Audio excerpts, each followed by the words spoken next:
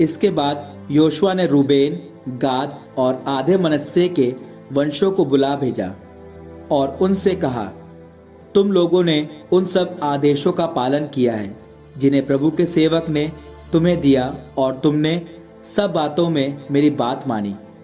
तुम लोग बहुत समय से आज तक अपने भाइयों की सहायता करते आ रहे हो। इस प्रकार प्रभु ने तुम्हें जो कार्य सौंपा तुमने उसे पूरा किया। अब प्रभु तुम्हारे ईश्वर ने अपनी प्रतिज्ञा के अनुसार तुम्हारे भाइयों को शांति दी है। इसलिए अब तुम यहाँ से लौटकर उस देश के अपने घर चले जाओ जिसे प्रभु के सेवक मूसा ने यरदन के उस पार तुम्हें दाएं भाग के रूप में दिया। तुम सावधान होकर उन आदेशों और संहिता का पालन करो जिसे प्रभु के सेवक मूसा ने तुम्हें दिया। प्रभु अपने ईश्वर को प्यार करो, उसके मार्गों पर चलते रहो, उसके आदेशों का पालन करो, उससे संयुक्त रहो और सारे हृदय और सारी आत्मा से उसकी सेवा करो।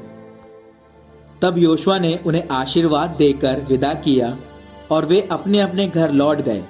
मूसा ने मनश्शे के आधे कुल को बाशान में भूमि दी थी और योशुआ ने मनश्शे के दूसरे आधे कुल को यरदन के पश्चिम में उनके भाइयों के बीच भूमि दी थी। योशुआ ने उन्हें अपने घर भेजा और आशीर्वाद देते हुए कहा, तुम अपनी भारी संपत्ति, अपार पशुधन, चांदी, सोना, कांसा, लोहा और बहुत से कपड़े लेकर अपने अपने घर लौट जाओ। अपने शत्रुओं से लूटी संपत्ति को अपने भाइयों में बांट दो। इस पर रूबेन, गाद और आधे मनश्शे के वंश कनान के शिलो में इजरायलियों से विदा लेकर अपने देश गिलआद लौटे, जिसे मूसा ने प्रभु के आदेश के अनुसार उन्हें दिया था।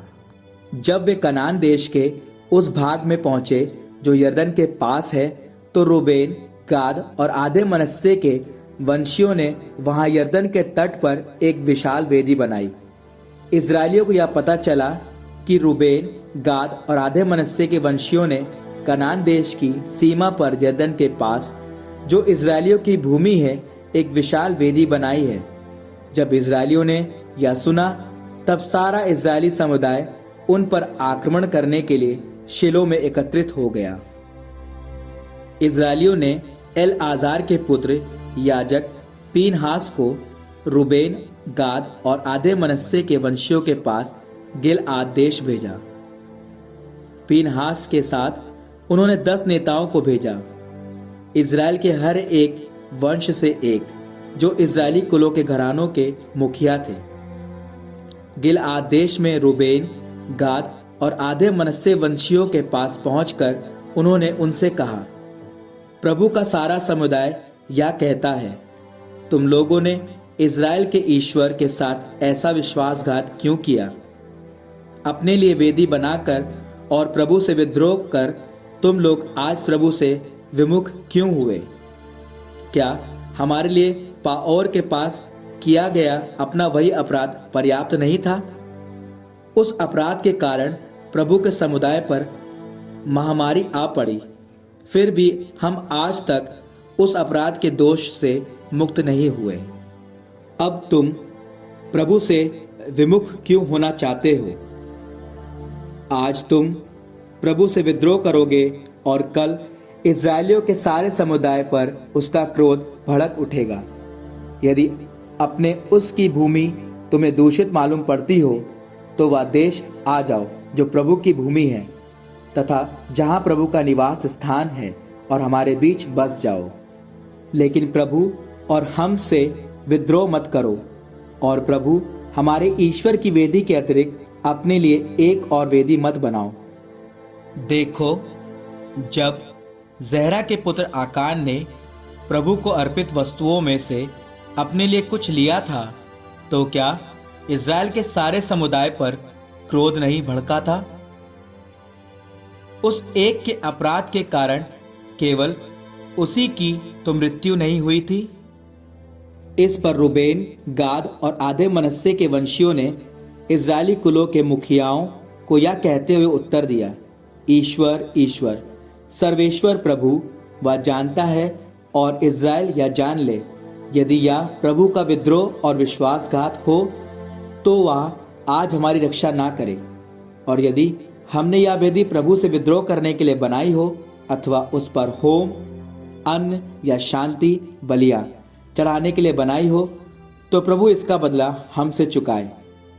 वास्तव में हमने केवल इस डर से ऐसा किया कि कहीं भविष्य में तुम्हारी संतानें हमारी संतानों से या ना कहने लगे, प्रभु इज़राइल के ईश्वर से तुम्हारा क्या लेना देना। प्रभु ने तो हमारे और तुम्हारे बीच यरदन को सीमा निर्धारित किया है। रूबेन और गाद वंशियों, प्रभु में तुम्हारी कोई भागीदारी नहीं। इस प्रकार तुम्हारी संतानें हमारी संतानों के हृदय से प्रभु की श्रद्धा को दूर कर सकती है।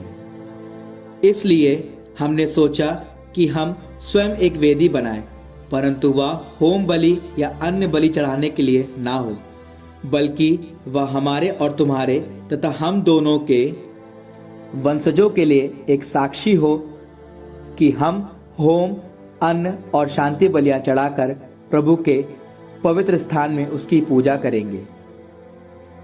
तब भविष्य में तुम्हारी संतानें हमारी संतानों से यह नहीं कह सकेंगी कि प्रभु में तुम्हारी कोई भागीदारी नहीं। हमने यह सोचा कि यदि वे कभी हमसे या हमारे वंशजों से ऐसा कहेंगी तो हम यह उत्तर देंगे, प्रभु की वेदी की यह प्रतिकृति देखो, हमारे पूर्वजों ने इसे होम, अन्न और शांति बलियां चढ़ाने नहीं बल्कि इसलिए बनाया कि यह हमारे और तुम्हारे बीच साक्षी हो। प्रभु अपने ईश्वर के निवास स्थान के सामने जो वेदी है उसके सिवा होम, अन्न और शांति बलियां चढ़ाने के लिए कोई अन्य वेदी बनाकर आज प्रभु से विद्रोह करना और उससे विमुख होना, ऐसा विचार हमसे कोसों दूर है। जब याजक पीनहास और उसके साथ आए हुए समुदाय के नेताओं ने अर्थात इजरायली कुलों के मुखियाओं ने रूबेन, गाद और मनश्शे वंशियों का यह उत्तर सुना तो वे इससे संतुष्ट हो गए। एलआज़ार के पुत्र याजक पीनहास ने रूबेन, गाद और मनश्शे वंशियों से कहा, आज हम जान गए कि प्रभु हमारे बीच है, क्योंकि तुमने प्रभु के प्रति विश्वासघात नहीं किया है। तुमने इस्राएल के लोगों को प्रभु के हाथों नष्ट होने से बचा लिया है। इसके बाद एलआज़ार के पुत्र याजक पीनहास ने नेताओं के साथ गिलआद में रूबेन और गाद वंशियों के पास से कनान में इजरायलियों के पास लौटकर उन्हें यह हाल सुनाया। यह हाल सुनकर इजरायली संतुष्ट हो गए। इजरायलियों ने प्रभु की स्तुति की और उनके विरुद्ध युद्ध करने तथा रूबेन और गाद वंशियों का देश उजाड़ने का विचार छोड़ दिया। रूबेन और गाद वंशियों ने उस वेदी का नाम साक्ष्य वेदी रखा, क्योंकि उनका कहना था कि यह हमारे बीच इस बात का साक्ष्य देती है कि प्रभु ही ईश्वर है।